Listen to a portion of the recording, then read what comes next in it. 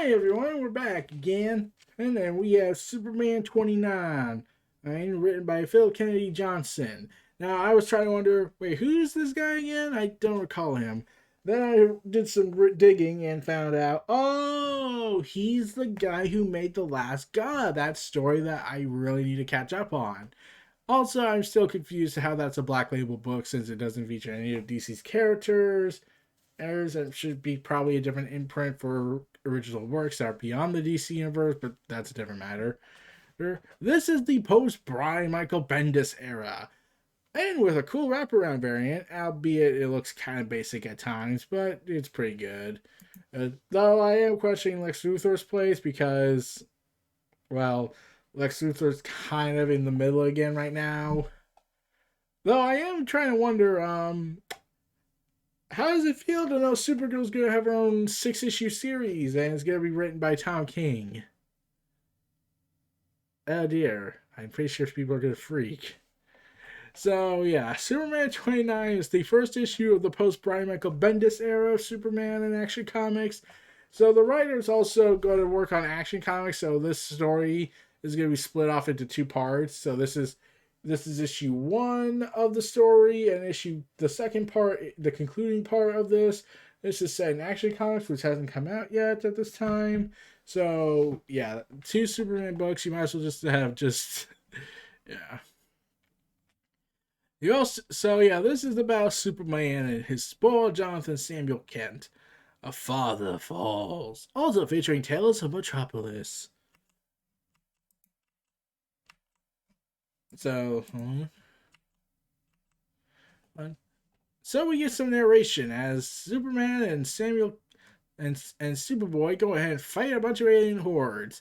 There's a golden age when every kid knows their parents are indestructible, infallible, immortal. The Golden Age, Part 1. Also, I gotta ask this very specific question. Hey, Superman, should we talk about the other Superboy? Yeah, this is the thing I didn't bring up in my Suicide Squad video. How, like, at least in Future State, I could probably buy the idea that Superboy had been, taken after Superman disappeared and went to Warworld and did gladiatorial battles, but, and yet Jonathan Samuel Kent did his stupid thing. But why is it now an issue? Why has no one brought up? Oh, by the way, your clone, yeah, he's currently in the Suicide Squad being held hostage, and you're not gonna do anything, are you? So, anyways, they're battling an alien horde they're attacking a space station. And as narration continues, that trust makes kids fearless. With it, they know they can face any threat, climb any obstacle, jump from any height, safe in the knowledge that if they ever overstep, there's always someone there to catch them. And a laser beam hits the portal and seals the breach. That trust drives that fear into the first corner of their mind, forgotten. In that happy time, no danger is great enough to take that trust away. And as the breach closes, we cut to, oh god, it's Amanda Waller, and she's naturally looking pissed, also trying to look like her face is caving in. So we get let's see, she's trying to kill Superman, and now she has Superboy imprisoned. Wow, yeah, so she gets a message from, as she watches the events unfold, and she gets a message from the Star Team. Data confirmed. Radiation breach negatively impacts Superman's energy output. Not so for his son. Singularity cannons fail to seal the breach, standing by for the second attempt. Then Waller just says, not yet. If Superman's vulnerable to whatever's across that breach, that bears further study. You're Luthor right now because Luthor's gone on vacation. Got it. So yeah, Lois Lane Superman. Okay, so yeah, this artwork is, let's see, Lewis. Okay, here's the thing. His artwork's kind of basic to me. It just feels basic. Like, it's good, but it's also kind of basic. So yeah, there's some music playing in the background, and Lois Lane gets concerned, and especially says you have to remember, oh yeah, he's not the little boy kid we liked anymore. He's the grown-up one who went through that dark and edgy Legion of Superhero stuff. The Golden Age is a wonderful thing, but it doesn't last forever. I know. Then we got the Silver Age, which was batshit insane. Then we got the Bronze Age, which was the reinvention of our characters. And then after that, we had the Crisis Age, and then the Dark Ages, and then we had the DC Bloodbath from the 80s after the Crisis. And oh my god, it was a bloodbath after that. So anyways, the breach opens back up because Amanda Waller's a complete idiot. Kids grow up and their fears grow with them. Little seeds that sprout in their shadowy recesses quietly whispering, are we really safe after all? I mean, like, are you really that concerned? Because, how do I point this delicately? I know this is going to hurt, but you were in the freaking future. You know Superman has to eventually die, right? So shouldn't you, like, not be concerned? Should be already be, like, concerned? Like, I know you want to prevent Superman dying, your dad dying, most likely, but, like, yeah, if Superman doesn't make this big sacrifice, apparently, hey, the Legion of Superheroes is probably going to be delayed. And that will make Bendis very sad. Oh, well, who cares? He's going to do Justice League, and we'll see what kind of damage he does there. One day, the voice grows loud enough that they start to wonder. They look at us more closely. They see someone human, vulnerable, mortal. Oh, getting out of hand, advise, steal the breach. And the breach worsens, only for Waller to scream to text, now. Oh, as lasers are firing near it and Superman's injured. The day that a child sees their parents stumble, the world suddenly becomes uncertain. Waller, status of the breach? I think it's closed. It's this time. It's over. Also, got the SM data you wanted. No harm done then. And other than me being a psychological son of a boom. So yeah, Superman and Jonathan are currently flying through as Superman tends to his wound. And then he remembers, oh yeah, this is never gonna we are never gonna undo the damage Bendis did. Let's not go home yet. And then Superman races down to the forest and grabs a pine cone. A pine cone? You don't remember Coney Ball? That game you made up? You cannot get enough of it. Oh, wow. Yeah, that was a long time ago. Not for your mom and me. You want to play?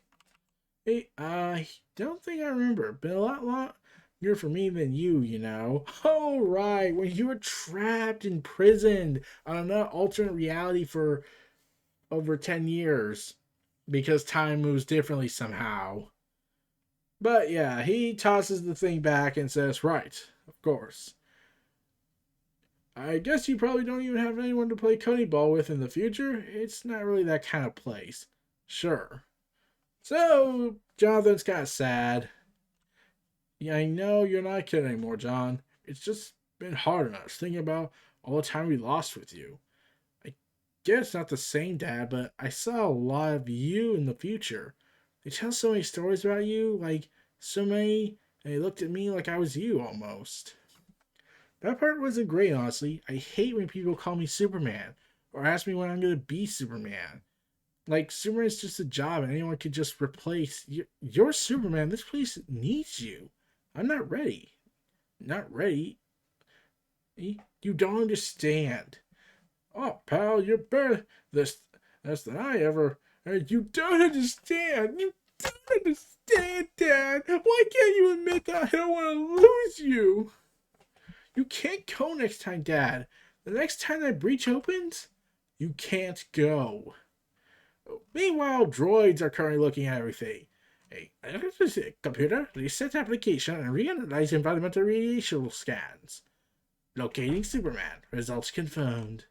Emergency situation imminent. John, What are you talking about? We closed the breach. That's done. You don't understand, Dad. You never understand me. I'm in the future. Everything we're doing now, this is all history. People in the 33rd century know all about you.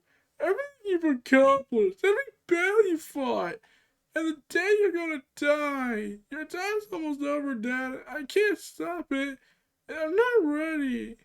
Um, you make it sound like the future is set in stone. This is the DC universe. They played with the future is set in stone so many times that they probably retconned it more already just by you being here, since you can't go back. Superman. And Killix, radiation scan near the interdimensional breach is complete. Environmental radiation scan indicates that this was not the first interdimensional breach in the past 60 days. Scans indicate there have been many. Most of the insignificant size, but repeated crossings made the breach unstable. Helix, where did the first breach occur? Inside the Starlab Laboratories orbital space station, Superman. The sad truth is this: as long as our children are under our wing, they'll never be safe. While their trust in our infallibility allowed them to grow, the fear is the truer companion. And it was with them all along. And the breacher breaks open once again, ready to attack. Next time in Action Comics, The Fall. So anyways, we cut away from that stuff to see what's going on in Metropolis. Yes. In The Tales of the Metropolis, Bibbo! Yeah, that's an actual character name that I do not know why. So we get Jimmy Olsen. Welcome to Metropolis, turned from the international city to intergalactic, won by Superman. All this change can make the city lose the way it sees itself. We need an unexpected voice to remind us who we are. Who could be that voice, you ask? I think Jimmy's right. People would love to hear what you say. Bibbo, you're the salt of the earth. They're gonna find me out. Babe, I'm just a simple bartender. If you're insecure about it, you can say no. Nah, Jerry told me Superman needs folks around the universe to understand where we're coming from. And Lord knows everyone and would rather I hold up in the mirror than look at it. Yeah, my name's Bibbo Bibbowski. I never get the girl. Pretending it will crack? And you say you're not clever. Give me one of those salty earth kisses. And then they proceed to make out almost until at least the humanoid ape has some self-awareness. It's be nice, Deadstreet. Why? You travel galaxies, seducing the most powerful man in the universe. Now you waste your powers training saliva with this. Yes, if you want to topple a great building, you don't go to the steep stepple. You rock the foundation. Superman is too strong. But this man, we can build this. We can build our whole plan off him. So we let him project his fantasy woman onto the cosmic smoke. The question is, are you ready to play the lending man? Yes, Projectorist, always. Then let's play a game. And he transforms into a guest. Look at that side piece. I could drool down the nape of your dress. That's all day, baby. What's your name? Hey, Buster, how about you keep your tongue in your cheek before I tear it out for you? Oh, Bibbo, you're a writer now. You don't brawl in the street. What? I thought I was being polite. Did I accidentally say a curse word? I want to say a curse word. No, come on. The mist around here, those two people with Bibbo? That can't be right. As Superman's pal Jimmy Olsen, I have to investigate this as a journalist. Guys like that make me stew. I never know the right thing to say to them. They see me with a woman like Doris, and they think I'm some slob. Someday she'll realize who she's with and run for the hills. You're alright? Yeah, just doing a deep dive into my self-hate. Just that, huh? What the? And yes, Tuxedo Man goes ahead and throws popcorn. There's a man back there named Wet Wipe. Could you ask him to stop throwing things, please? I don't want to make a scene. I'm not really security. I just show people their seats. Keep your anger in check, Bibbo. Oh, hey, Blondie. Hey, want to have a private intermission? And he proceeds to kill. Oh, that. and proceeds to violently tackle him and throw him in the pond. You fool! I swear, fool, I don't want to curse, but the lady's in there, and you fool! Are you? I'm fine. Had a ding, and I stuck in my car. Craw. So, how the movie end? That show can't be good. And realizes something is terribly wrong. All evening is still going, ape. Now feel the wrath of Deadstream. Well, that was quick. A new time is drawing. Your city has made itself indispensable. So much opportunity and innovation wasted on Superman's lackeys. Fire water! And hits the portrait of a robotic lady. He's drawing power from the water in the fountain? Bad guys have lackeys, you moron. Good guys have sidekicks. Slow the water down. Try to keep him busy. The water? Yeah. Pool's closed, lizard. Doris, doll, are you okay? Doris? Miss, I think Bibbo's worried about you. Are you in shock? And she immediately dissolves. Oh my god. She wasn't real, just smoke. Not real. The other one down the drain. Hey, like some trick. Bibbo, are you okay? I don't understand. This guy came from nowhere. The auras turned to air? I think they targeted you. Why? The common man Metropolis, if they can't get to you to see things that aren't there, who says they couldn't do it to everyone? Would you write about this? It's the type of thing we need to share. Later, so my first article. Also, you aren't going to be ever be as tough as Superman, ain't ever going to be as important as the big guy. Hey, but stuff is happening on the street. Stuff we can't be bothering Superman with no more. We gotta take some responsibility ourselves. No matter what we're going through, foreclosed homes to broken hearts, we gotta stand up. I think the universe might be coming for us. It's your call. He did what you hoped. Now their champions gather. Time to see what Bibbo Olsen and the city are made of. To be continued in Probably Action Comics. So yeah, this was a pretty basic issue. Nothing really spectacular. I'm like it's much better than the insanity that Bendis has brought. But yeah, I think after a bad run like that, this is kind of a breath of fresh air to go back to basics a little bit. Albeit you still have to stick with the whole in-continuity events that happened. And the pacing actually looked very slow, went by very fast for me. I haven't even broke 20 minutes. That's kind of amazing. The pace just went by rather quickly for me, I think.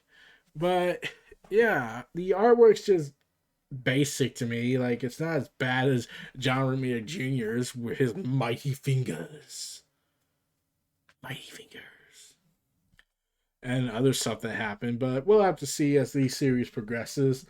So, this was Neo Reality Entertainment presenting Pop Culture Omniversa Superman issue 29, and by Philip Kennedy Johnson. Feel free to like, comment, subscribe. Check out my content in the description below. Stay tuned for more, and I'll see you next time. Peace and take care. Have fun, everybody.